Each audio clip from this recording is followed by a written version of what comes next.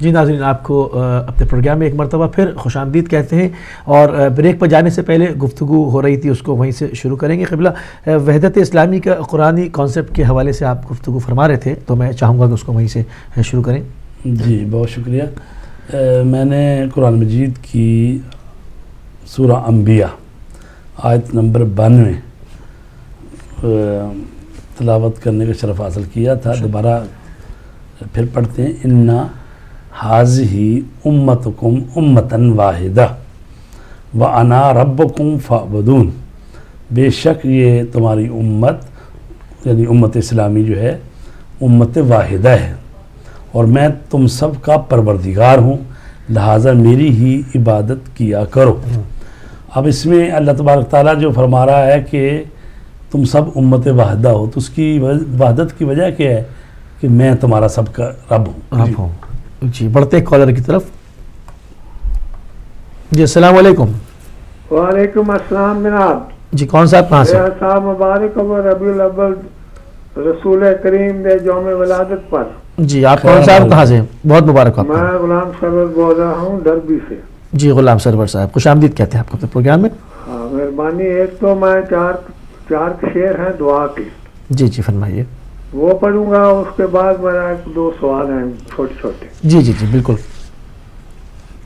اللہم صلی علی محمد و آل محمد و بارک وسلم۔ یا الہی یا الہ العالمین، حب احمد و آل احمد کا رہتا، نور حق نور خدا نور مبین، رحمت حق رحمت للعالمین، حامد و احمد محمد مصطفیٰ مجتبی خیر الورا کے واسطے، حیدر و کرار و صفدر بو تراب، اعلی العلی علی علی جناب، وسیع احمد مرتضی مولا علی، صفدر و مشکل کشا کے واسطے، صابر و شاکر کریم ابن کریم، راکب دوش نبی ابن رحیم، سید و عالم ذکی و شبر یعنی حسن المجتبی کے واسطے، ماشاءاللہ، صابر و شاکر کریم ابن کریم، راکب دوش نبی ابن رحیم، محی الدین و سید و شہدا مولا حسین مولا حسین مولا حسین، شہید کرب و بلا کے واسطے، عرش والوں فرش والوں کی امید، نائب و وسیع خلیفہ وحید، صاحب العصر و محمد مہدی، قائم آل ابا کے واسطے، شجرتن طیبتن طاہرتن علی صلوات اللہ اسلام کے واسطے، اللہم صلی علی محمد و آل محمد وبارک وسلم۔ سوال میرا یہ ہے، ہلو جی جی جی آپ فرمائیے، کہ جناب حضرت آدم علیہ السلام صفی اللہ نے، جی جی تو اللہ نے فرمایا کہ آپ اس شجر کے قریب نہیں جانا، نہ جاؤ، تو وہ شجر کیا تھا؟ اور نمبر ایک کہ جنت میں گناہ کا تصور نہیں ہے، وہاں گناہ کا تصور نہیں ہے، بلکہ جناب آدم علیہ السلام صفی اللہ کی عظمت کو نہ تسلیم کرنے کا جرم ابلیس نے کیا۔ وہ سب سے پہلا جرم ہے جو جنت میں ہوا۔ لہذا مین مسئلہ یہ ہے کہ رسول اللہ دی ذات پاک نو کسی نے عرض کیتی کہ حضور جناب آدم علیہ السلام دے کولوں ہویا کی سی؟ مینوں اس دا جواب چاہیے ہے جدوں بھی مل سکے، یہ نہیں کہ ہنے ہی۔ جناب حضرت مجتہد دی ذات پاک کو پوچھ کے، یا مطلب ہے کہ جو بھی جڑا ہے ہو سکے تصدیق۔ شکریہ۔ کوئی کہتا ہے جی وہ گندم کھا لی، بیوقوف والا ٹولہ اکٹھا ہوا ہے جہلاں دا، صحیح، وہاں گندم کا تصور ہی نہیں ہے۔ اچھا ہلو جی جی آ رہی ہے آواز، برابر آ رہی ہے، آپ کو آواز آ رہی ہے؟ بالکل بالکل، آپ لائیو ہیں جی۔ میں نے آپ سے یہ عرض کیا ہے کہ یہ روز کو جو لگا ہوئی ہے بات، روز شروع ہو رہے ہیں کہ مطلب جناب آدم علیہ السلام نے کیا کیا تھا؟ صحیح، یہ تو ہو نہیں سکتا کہ جناب رسول کریم بھی ذات پاک کو نہیں پتا کہ وہ ہوا کیا تھا۔ ٹھیک ہے, بات وہاں سے پتہ چلنا چاہیے کہ کیا ہوا. ٹھیک ہے, سوال آ گیا آپ کا. جی ہاں آپ کا سوال آ یہ گیا. نہیں کہ ہم سوچیں کہ گندم کھا لی, یہ ہو گیا وہ ہو گیا. ٹھیک ہے, میں پوچھتا ہوں قبلہ سے. بہت شکریہ, السلام. جی, ان کا سوال پہلا کہ جناب آدم نے جو جس درخت کے قریب پروردگار کے حکم تھا کہ قریب نہ جاؤ, تو شجر کی حقیقت کیا ہے, وہ کیا ہے وہ شجر؟ ایسا ہے کہ ان کو تفسیر کا مطالعہ کرنا چاہیے. تفسیر نمونہ بھی ہے, اردو میں چھپی ہوئی ہے تفسیر نمونہ, ٹھیک ہے, تو اس میں جائیں آپ, تو یہی جو آیت ہے جس میں کہا گیا ہے کہ بھی تم دونوں اس درخت کے قریب نہ جانا, لیکن انہوں نے وہ گئے تو اس کے بعد پھر ان کو جنت سے نکالا گیا. تو وہاں پر چونکہ جس طرح سے یہ کہہ رہے ہیں جی گندم اور وہ چیزیں وہ نہیں مانتے, تو ظاہر ہے وہاں سارے اقوال تفسیروں میں لکھے ہوتے ہیں, خود مطالعہ کریں, بہتر رہے گا ان کے لیے. بہتر رہے گا. ٹھیک ہے, ہم چلتے ہیں پھر اپنے موضوع کی طرف. قرآنی تصور ہفتے وحدت کا جو آپ ارشاد فرما رہے تھے. جی, تو عرض میں کر رہا تھا کہ قرآن مجید نے جو ارشاد فرمایا کہ تم امت واحدہ ہو, تو اللہ تبارک تعالیٰ نے ہمیں ایک امت قرار دیا ہے. اور امت بنتی کس سے؟ امت بنتی ہے کہ اللہ کی وحدانیت کا اقرار کرتے ہوں لوگ, اور نبی کی رسالت کا اقرار کرتے ہوں. تو اگر ایک ہی نبی ہے, ایک ہی رسول ہے, تو اس سے امت وجود میں آتی ہے.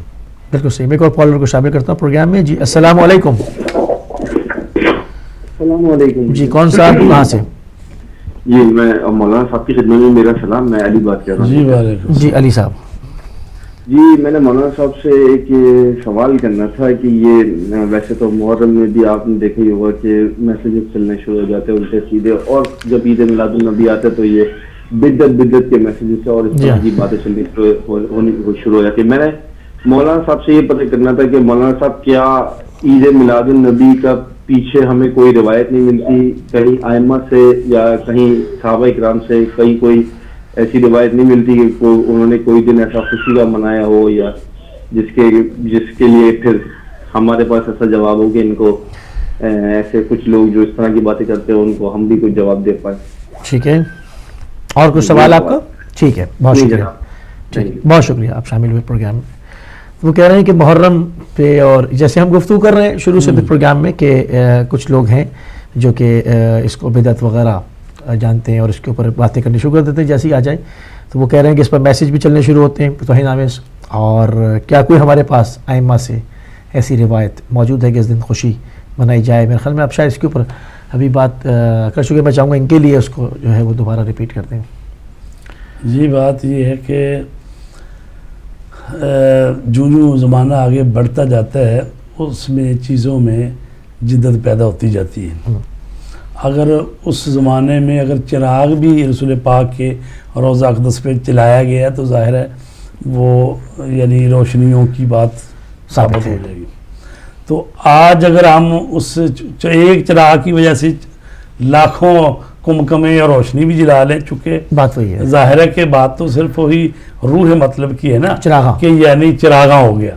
تو اسی طرح اگر رسول پاک صلی اللہ علیہ وآلہ وسلم نے سوموار کا دن جو ہے مبارک قرار دیا ہوا ہے, خود بھی روزہ رکھتے تھے اور جمعرات کو بھی, تو ابھی تک جو لوگ عشق رسول رکھتے ہیں, عارف لوگ ہیں, وہ سوموار کو بھی روزہ رکھتے ہیں اور جمعرات کو بھی. تو وہ کہتے ہیں کہ بھئی یہ اسی وجہ سے سوموار کی جو فضیلت ہے کہ رسول پاک وہ اس دن پیدا ہوئے. ٹھیک ہے نا جی, اگرچہ ہمارے ہاں نزدیکی ہے کہ 17 ربیع جمعے کا دن تھا. ٹھیک ہے نا جی. تو یہ سلسلہ جو ہے چونکہ ہر روز بروز بڑھتا جا رہا ہے, تو وہ جنہوں نے پریشان ہونا ہے وہ کوئی نئی بات نہیں ہے. اس کے اندر ایک شدید تناؤ کی سی کیفیت ہے. مطلب میں اس پہ اس سے کنیکٹ کروں گا ابھی 9 ربیع الاول والے اور اس کے بعد کے یمن کے واقعے کو, جس میں کہ میلاد ہو رہا ہے اور اس میں ویڈیو میں دیکھا جا سکتا ہے کہ لبیک یا رسول اللہ حیات من اللہ کی صدائیں ہو رہی تھیں. میلاد ہو رہا تھا, اس کے اندر خودکش بمبار داخل ہوا اور اس نے اڑایا.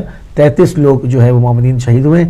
اور مطلب کیا خودکش بمبار میں کافر تھا؟ اگر بالفرض آپ یہ سمجھتے ہیں کہ نہیں میلاد کے موقع پر یعنی خوشی کرنا صحیح نہیں ہے, جائز نہیں ہے, یا سمجھے کہ آپ کہتے ہیں کہ رسول پاک نے نہیں فرمایا کہ میرے ولادت والے دن خوشی کریں, تو آپ کو کس نے حق دیا ہے کہ جو رسول پاک کے ماننے والے جو خوشی کا اظہار کر رہے ہیں آپ کو کس نے حق دیا کہ جا کے ان پر خود کو حملہ کر دیں؟ یہ تو ٹھیک نہیں. ایک اور کالر کو شامل کرتے ہیں. جی السلام علیکم.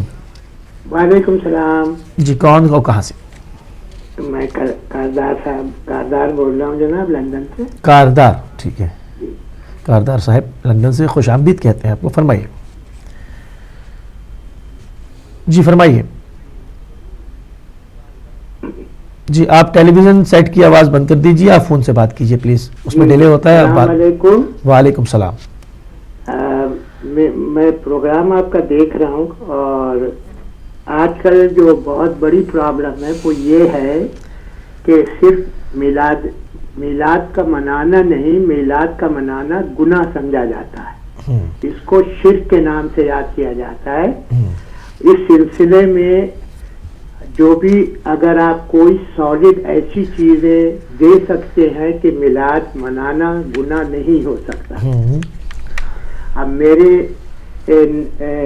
نالج میں جو بھی، میں نالج کیا کہوں، جو بھی ہے اس کے حساب سے میں اس پر پہنچا ہوں کہ یہ جو ہمارے یہاں مباہلہ کافی مشہور ہے، نصارہ سے کیا گیا تھا، اس وقت جو بحث تھی وہ صرف حضرت عیسیٰ کے خدا کے بیٹے ماننے کے اوپر تھی، اور خدا کا بیٹے ہی ماننے کی وجہ سے نصارہ کو کفار کہا گیا. لیکن کرسمس کا منانا یا یہ جیسے birth day of the Jesus یا کرسمس ٹری بھی اس وقت ہو چکا تھا، اس کے اوپر بھی کوئی ذکر یا تذکرہ ملتا ہے کرسمس ٹری پہ؟ جی. تو مطلب یہ ہے کہ اگر جب یہ دو چیزیں اس وقت منائی جا رہی تھی تو یہ بھی بات کہیں پر آ سکتی ہے کہ بھائی تم جیزس کی برتھ ڈے کیوں مناتے ہو، جبکہ بیٹا ماننے کے اوپر تو بحث ہو رہی ہے لیکن کرسمس منانے پر کوئی بحث نہیں ہوئی. پھر دوسرے اسلام میں بھی کچھ مخصوص دنوں کو منایا جاتا ہے، جیسے شب قدر، کہ بھائی شب قدر کے دن قرآن اترا تھا، قرآن نازل ہوا، اس کو ہم مناتے ہیں. یا حج میں حضرت حاجرہ کا پانی کی تلاش میں آنا جانا جھٹ سوجت، وہ ہمارے لیے عبادت بن گیا. یا حضرت ابراہیم کی قربانی، وہ عبادت ہو گئی. تو جب اگر کسی چیز کی ابتدا جو ہوئی تھی وہ ایز اے عبادت بھی بنائی جا رہی ہے، تو اگر رسول کی پیدائش یا رسول کی پیدائش میں چلے، تاریخ میں ڈفرنس ہے لیکن پیدائشی تو منائی جا رہی ہے، یہ گناہ کیسے ہو سکتا ہے؟ جی جی یہی تو ہم بات کر رہے ہیں. ہاں، بالکل اور صحیح. اس کو زیادہ سے زیادہ اجاگر کرنے کی کوشش کریں. یہ دوسری چیزیں جو ہیں یہ اس سے کچھ پبلک کو حاصل نہیں ہوتا. پبلک تو چھوٹے دماغ کی ہے، ہم جیسے لوگوں کو اگر جواب نہیں ملتا ہم کہتے وہ گناہی ہوگا اور اس کے پیچھے پڑے رہتے. اب ہمارے اہل سنت لوگوں نے، بہت سے لوگوں نے میلاد کرنا چھوڑ دیا. یہ لاسٹ 20 ایئرس میں وہ میلاد کر دیا. اسی پہ ہم کوشش کر رہے ہیں کہ ان کے اذہان عالیہ میں جو چیزیں اجاگر کریں، وہ اس کو جو ہے بدعت سمجھنے لگے. اس کو گناہ، حالانکہ بدعت گناہ نہیں ہے لیکن اس کو گناہ کی طرح سے سمجھتے. بدعت تو جو رسول اللہ کے زمانے میں نہیں ہوئی اب ہو رہی ہے، لیکن گناہ تو نہیں ہے. آپ کا سوال آ گیا، میں کوشش کرتا ہوں قبلہ سے اس کے بارے میں گفتگو کریں. بہت شکریہ، بہت شکریہ قبلہ آپ کی. اس کے بعد بریک بھی ہوگی اور ایک کالر کو لے لیتا ہوں، اس کے بعد پھر ہم دیکھتے ہیں. جی السلام علیکم. جی وعلیکم السلام. جی محمد علی سادات کی خدمت میں میرا بڑا ادب کے ساتھ السلام علیکم. محمد علی لندن سے بول رہا ہوں. جی بہت شکریہ. وعلیکم السلام. وعلیکم السلام. جی ہاں جی، آپ کی گفتگو، آپ کا پروگرام بہت اچھا جا رہا ہے. بہت شکریہ، بہت شکریہ. تو بات یہ ہے کہ 2-3 چیزوں کی طرف میں توجہ دلا دیتا ہوں، امت کی بھی اور آپ سے بھی. اسی میں سوال ہو جائے گا، مجھے بتا بھی دیجیے گا. پہلی بات تو یہ ہے کہ میں تو یہ سمجھوں گا کہ ہمارا ایک پروگرام چلتا تھا پاکستان میں، نظام دین کی بیٹھک. اس میں وہ نظام دین صاحب انہی کے پروگرام میں ایک ایڈورٹائز چلتی تھی. وہ کہتے تھے سارے مسئلے ایک کوئی حل، نواب ٹیول. تو لیکن ہمارے پاس الحمدللہ مسئلوں کا حل ہے. تو بات یہ ہو رہی ہے کہ دیکھیں کہ سب سے پہلے تو عید میلاد النبی سب کو مبارک. اپنا جہاں میری آواز جا رہی ہے، تو خوشیوں کو اگر زندگی میں سے نکال دیں گے تو خوشیاں وہ کیا کہتے ہیں پھیکی پڑ جائیں گی. تو یہ خوشیوں کا انسان کی زندگی میں آنا بالکل لازمی ہے. اور اس کے اندر جن چیزوں کے اوپر بدعت اور جن چیزوں سے منع فرمایا گیا تھا وہ دو ہی چیزیں ہیں کہ سرمایہ داری اور جگیرداری کے خلاف.